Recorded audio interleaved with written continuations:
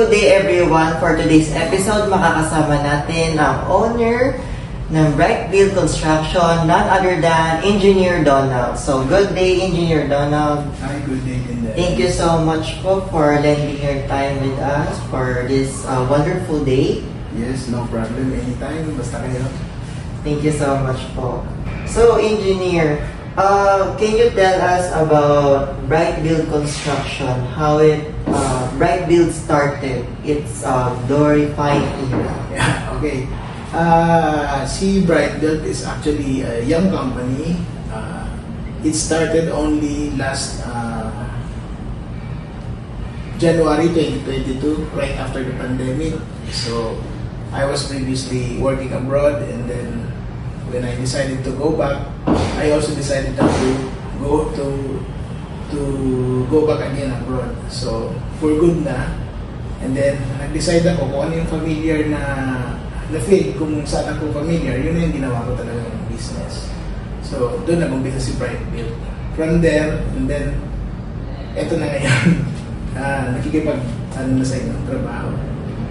So, Engineer Donald, ilang years na po yung expertise nyo in terms of sa construction industry? Okay, so all in all, ang experience ko sa industry na to is more than 22 years na actually. So I started early 2000 until now nasa industry pa rin ako ng construction. Either employee or sa abroad, sa construction industry pa rin ako. So, yun. More than 22 years. More than 22 years. And counting. And counting, yes. So, Engineer, talking about the recent collaboration with CMB Interior Designs and with Bright Build, ano naman po yung scope of works ng project natin dito? Particularly sa project na to, ang scope natin is interior renovation, more on tile works, repainting, ceiling, electrical, relocation and additional lights, additional outlets, and then flooring, cabinets. So, as usual sa ng interior, and then yung mga cladding, mga customized wall na may design as per interior design. So that's the overall scope of work, sir? Yes. So, Engineer, what was like it working with CMB? How the collaboration works and the communication aspect? Okay. Okay. With regards to CMB, in terms of collaboration, smooth siya.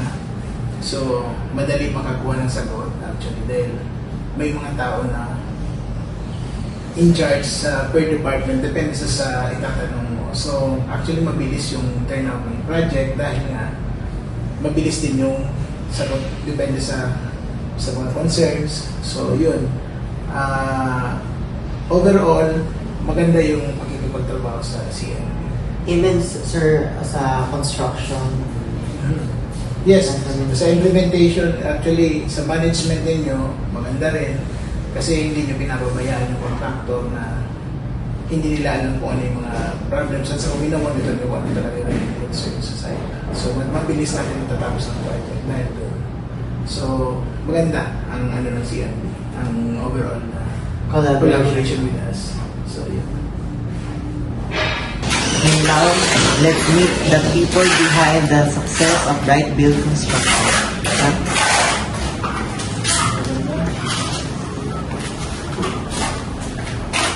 Hi, sir. Ano po yung Project. ilang taon na po kayo nag-work as ano po goal niyo? ICCA po. Ilang years na po kayo nag-tatalsip? Ano sa'yo?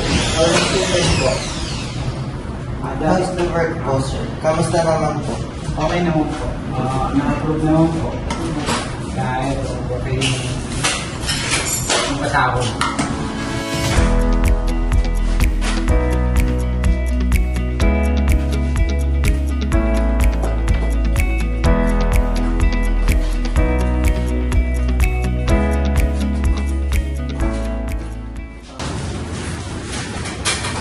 Hey, sir.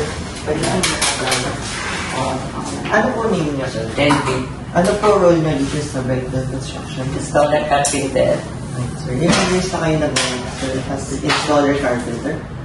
1.5 years na po. So far po, ano po yung mga challenges na Yung basic lang naman, yung mga basic na natutunan natin sa pag-install tapos gawin. okay naman po yung flow ng construction, sir? Ako, tuloy-tuloy naman po. Alright, sir. Thank you so much, sir.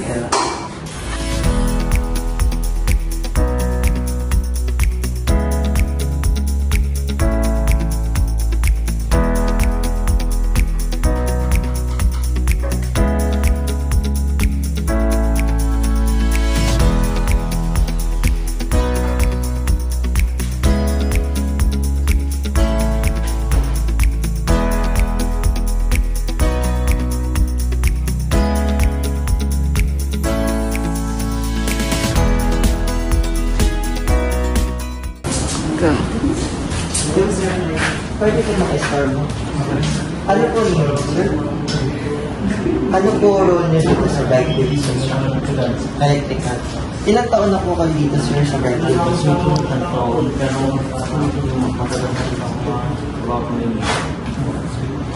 Kamusta naman po yung workflow dito, sir, sa project? Okay naman. Ayos naman. May mga challenges po ba tayo nakita?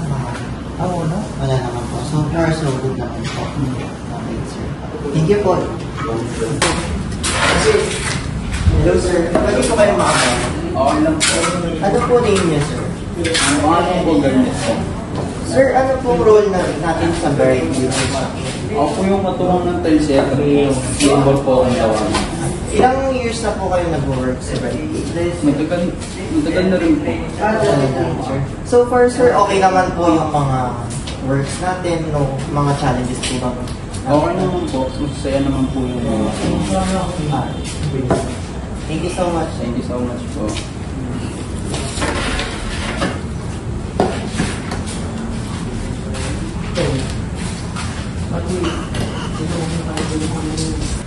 So far, engineer, in the past years of working in this industry as Bright Build, what are the challenges that you have encountered, and how do you handle the situations throughout the journey of the construction? Okay, so when I started Bright Build, the first challenges I have is, of course, to look for a project. So, nag-risk ako na mag-send ng mga emails, proposals, until napunta na ako sa CFD, and thankfully nagbigay sila ng chance. So, yun yung pinakauna naging challenges ko. Next challenge ko was bumuo ng team. So, previously dito rin ako nagtatrabaho ako abroad. So, may mga tao ako na naging familiar sa akin, naging close actually, ng mga skilled. So, kinonta ko sila, and hindi sila tumanggi na tulungan ako sa Bright Build. Hanggang ngayon nandyan sila sa akin. Sila yung pinagkakatiwala ako sa trabaho. Kasi alam ko yung trabaho nila, yung quality ng trabaho nila. Before hanggang ngayon, dinideliver nila ng maayos. So, kung nagkaroon kami ng maayos na relationship, so, yun. And then, ito na yung, of course, sa mga projects na, in terms of projects, generally, hindi nawawala ng challenges. Ano? Yung, for example, yung owner, yung client natin, yung paano ka makipag-usap, magkakaiba kasi sila eh. And then, of course, yung uniqueness ng project. So, kung gaano ka-unique yung project, ganun din ka-unique yung challenges na encounter. So, ano lang, ang naging yung solution lang yan is take the challenge, take it one at a time yung problem, solve mo one at a time. So, paisa-isa hanggang ma-solve mo paisa, hanggang later on nasusolve mo na lahat. And then, of course, yung coordination pa rin.